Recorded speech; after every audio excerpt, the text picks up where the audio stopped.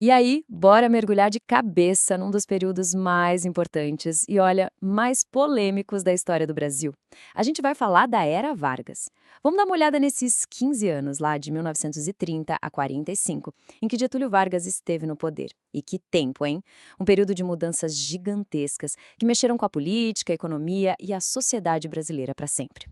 E, ó, essa nossa conversa de hoje é super especial, tá? É uma revisão que a gente preparou com todo o carinho para a galera do 9º ano do Colégio Estadual Cívico-Militar Presidente Vargas. A ideia aqui é a gente relembrar juntos os pontos mais importantes que foram vistos no primeiro trimestre de História.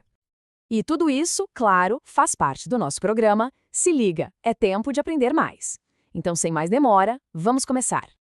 Para começar, aqui está uma pergunta, uma coisa que talvez muita gente já tenha se perguntado. Por que será que o nome Getúlio Vargas aparece em tanto lugar? Em nome de rua, de praça e até no nome do colégio de vocês? Pois é, a resposta para isso está na influência enorme e, ao mesmo tempo, super controversa que ele teve no Brasil. E é exatamente esse mistério que a gente vai desvendar hoje. Para a gente não se perder nessa história, nosso roteiro está dividido em 5 partes, beleza?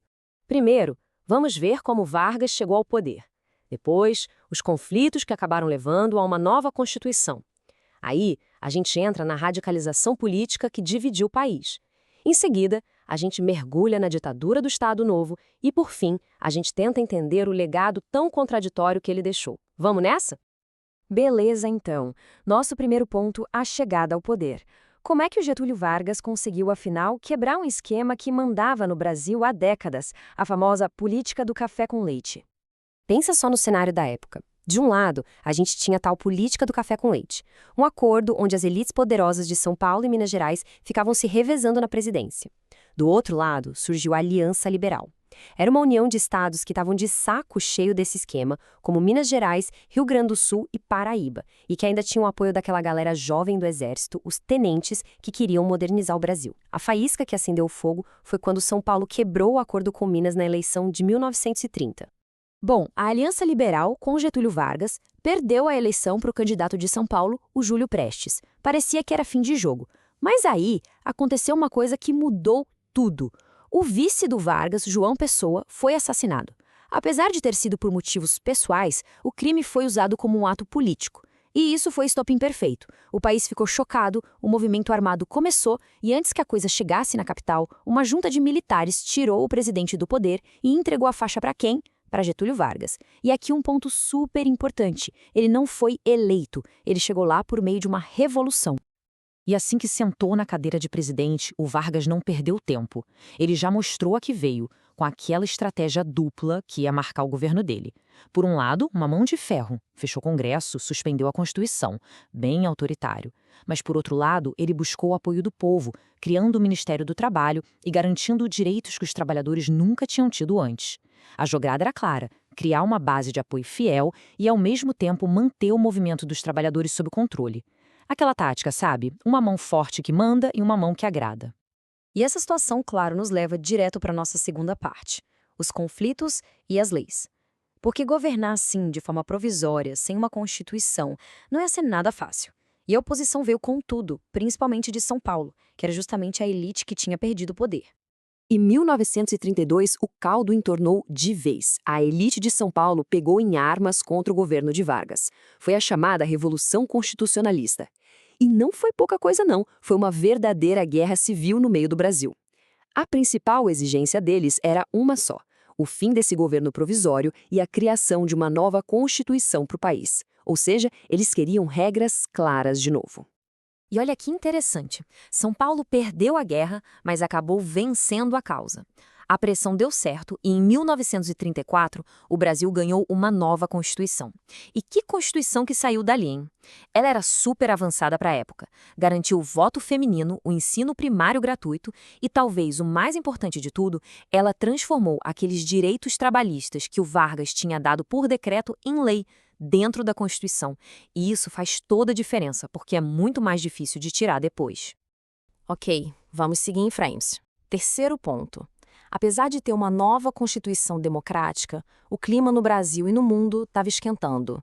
Ideias bem radicais começaram a ganhar muita força, e isso abriu o caminho perfeito para um novo e definitivo golpe do Vargas.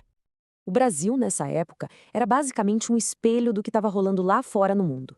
De um lado, você tinha os integralistas, com uma inspiração bem fascista, e o lema deles era Deus, Pátria e Família.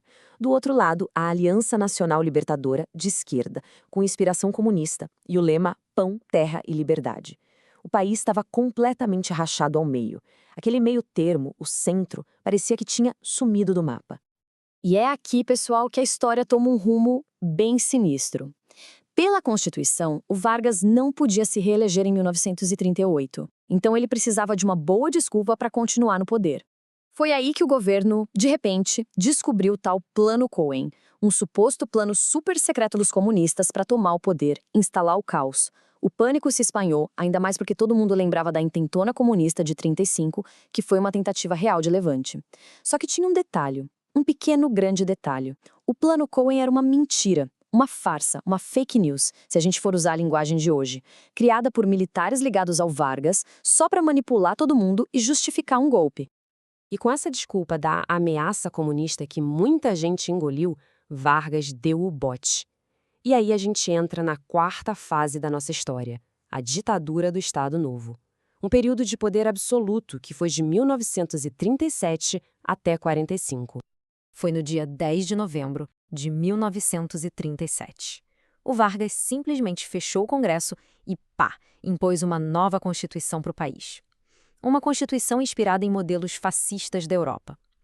Com o Estado Novo, todos os poderes se concentravam nas mãos dele, do presidente. Era o começo oficial de uma ditadura que ia durar 8 longos anos. E como era viver nessa época? Bom, esquece eleição, esquece partido político. Nada disso existia mais. Greve, manifestação, proibido. Tudo o que saía na imprensa, no rádio, nas artes, tinha que passar antes pela censura do DIP, o Departamento de Imprensa e Propaganda.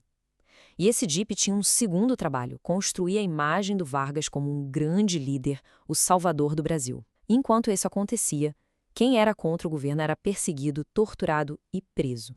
E, finalmente, a gente chega na quinta e última parte, que é talvez a mais complexa de todas. A gente vai tentar entender a grande contradição de Getúlio Vargas.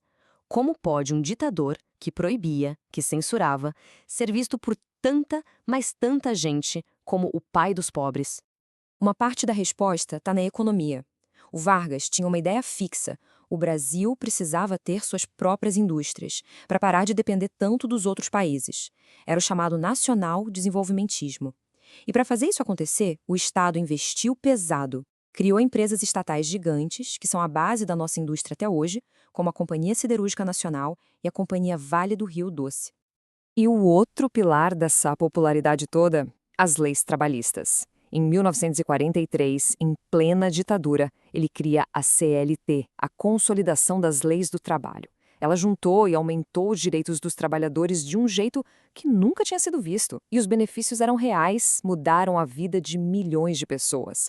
Mas, ao mesmo tempo, dar esses direitos era também um jeito de controlar. Ao se colocar como o grande protetor dos trabalhadores, o Vargas diminuía a força dos sindicatos livres e criava uma relação de lealdade, quase de dependência com o povo. E é isso que nos leva àquela pergunta que não quer calar. Quando a gente olha para a Era Vargas, o que fica? O que pesa mais na balança? Os avanços nos direitos dos trabalhadores e na industrialização que, sem dúvida nenhuma, construíram o Brasil que a gente conhece hoje? Ou o lado autoritário, a repressão, a falta de liberdade de uma ditadura? É essa complexidade toda que faz do Getúlio Vargas uma das figuras mais fascinantes e debatidas da nossa história. É isso, pessoal. Agora a bola tá com vocês. Peguem tudo que a gente conversou aqui e usem para aprofundar nos estudos e para mandar bem nas atividades que a gente vai fazer com o iGround, para acompanhar de perto o aprendizado. E lembrem-se sempre do nosso lema aqui no Se Liga. Sempre, sempre é tempo de aprender mais. Um abraço e até a próxima!